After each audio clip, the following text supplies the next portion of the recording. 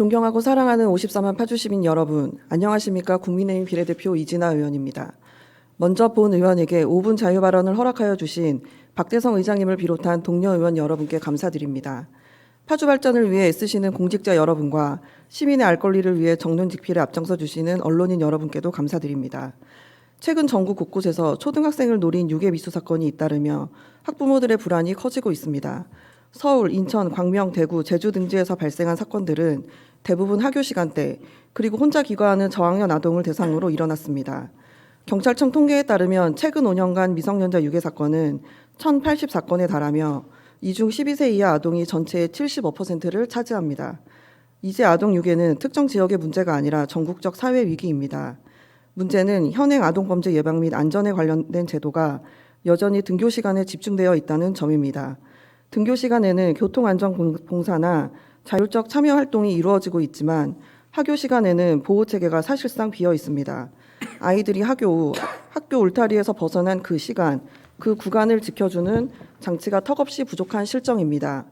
하인리히 법칙이 말하듯 수백 건의 위험이 노출된 끝에 한 건의 중대 사건이 발생할 수 있습니다. 그러므로 귀가의 안전이 등교의 안전만큼 중요하다는 인식이 행정에 반영되어야 합니다. 최근 언론 보도에 따르면 여러 지자체들은 아동 안전 강화를 위해 예방 중심의 정책 전환에 나서고 있습니다. 울산 울주군은 초등학교 저학년 전원에게 호신용 경보기를 지급했습니다. 남양주시는 통합관제센터와 연동된 안심귀가 앱을 통해 긴급 상황 발생 시 즉시 신고가 가능하도록 했습니다. 그리고 서울 동작구는 전국에서 가장 체계적인 아동 안전 시스템을 구축했습니다. 총 4,164대의 CCTV와 1,000개의 비상벨을 관제센터와 경찰에 실시간으로 연계하여 위급 상황 발생 시 즉시 영상 전송과 출동이 가능하도록 운영하고 있습니다. 또한 학교 주변을 순찰하는 안전 지원 인력을 확대하고 통학로 주변 편의점을 안심 거점으로 지정해 24시간 언제든 도움을 요청할 수 있는 환경을 만들었습니다. 이처럼 여러 지자체에서 사후 대처가 아닌 예방 중심의 대응 체계가 확산되고 있습니다. 또한 경기도교육청은 도내 초등학교를 대상으로 아동보호구역 확대 지정을 추진 중입니다. 교통사고 예방 중심의 스쿨존을 넘어 아동 대상 범죄 예방까지 포괄하는 제도로 발전시키려는 움직임입니다. 파주시 역시 이러한 흐름에 맞춰 지역 현실에 맞는 대응 체계를 서둘러 정비해야 합니다. 우리 파주에는 그 기반이 이미 있습니다. 파주시 통합관제센터는 지난해 12월 CCTV 모니터링 중 오토바이에 탑승하려던 음주운전 의심자를 발견해 경찰과 협력해 12분 만에 검거했습니다.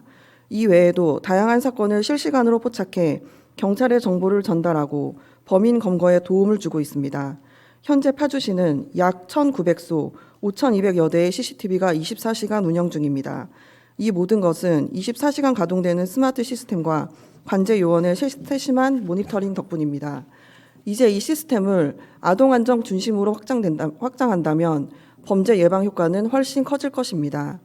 파주시가 실질적으로 추진할 수 있는 4가지 대책을 제안드립니다. 첫째, 스마트 관제 시스템을 아동 안전 중심 체계로 확장하여 고도화해야 합니다. 파주시는 이미 스마트 시스템을 기반으로 CCTV를 운영하고 있습니다. 이제 그 기능을 아동 보호에 보다 세밀하게 적용할 필요가 있습니다. 등하교 시간대나 어린이 보호구역 내에서 발생하는 위험행동을 우선감지 대상으로 설정하고 이상이 인식되면 관제센터가 경찰과 즉시 연계될 수 있도록 대응 절차를 강화해야 합니다. 스마트 시스템이 시민의 안전을 지키는 역할을 더해 아이들의 등하교 길까지 세심하게 지켜줄 수 있는 운영 방향을 넓혀야 합니다. 둘째, 학교 시간 집중 안전망을 강화해야 합니다. 아동 유괴 사건은 대부분 학교 시간대, 특히 보호자의 시야가 닿지 않는 구간에서 발생합니다. 따라서 학교, 지자체, 경찰이 함께 참여하는 입체적 귀가 안전 체계가 필요합니다.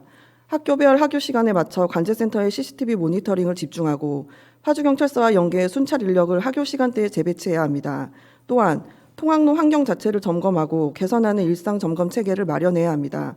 조도가 낮은 구간에 가로등을 교체하고 사각지대는 CCTV를 추가 설치하며 주택가와 학원가를 중심으로 비상벨 설치를 확대해야 합니다.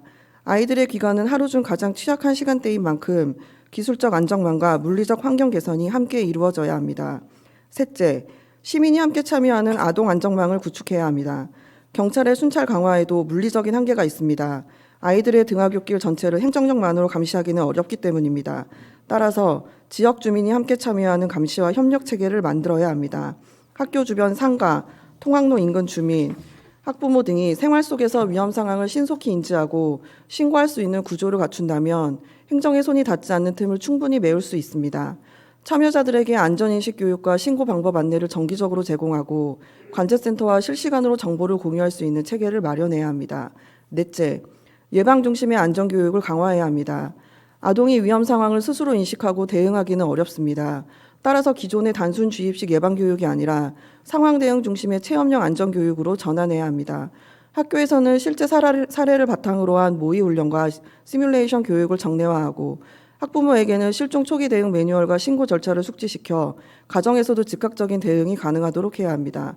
또한 지역사회와 협력해 안전체험 교실, 학교 주변 안전지도 제작 등 아이들이 스스로 위험을 인지할 수 있는 체계를 마련해야 합니다. 이러한 예방 중심 교육은 단기적 효과에 그치지 않고 아동 스스로를 보호 주체로 성장시키는 가장 근본적인 안전 정책이 될 것입니다. 존경하는 동료 의원 여러분, 아동의 안전은 기술만으로 지켜지지 않습니다. 시스템이 위험을 감지하고 행정이 제도적 기반을 다지며 학교와 지역사회가 함께 참여할 때 비로소 실질적인 안전망이 완성됩니다. 파주시는 이러한 종합적인 대응 체계를 바탕으로 아이들이 안심하고 집으로 돌아갈 수 있는 도시, 부모가 믿고 맡길 수 있는 도시로 나아가야 합니다. 한 아이를 키우려면 온 마을이 필요하다라는 말이 있습니다. 아이들이 안전 역시 마찬가지입니다. 행정이 중심이 되고 학교와 지역사회, 시민이 함께할 때 우리 파주가 진정으로 아이들에게 안전한 도시가 될 것입니다. 경청해 주셔서 감사합니다.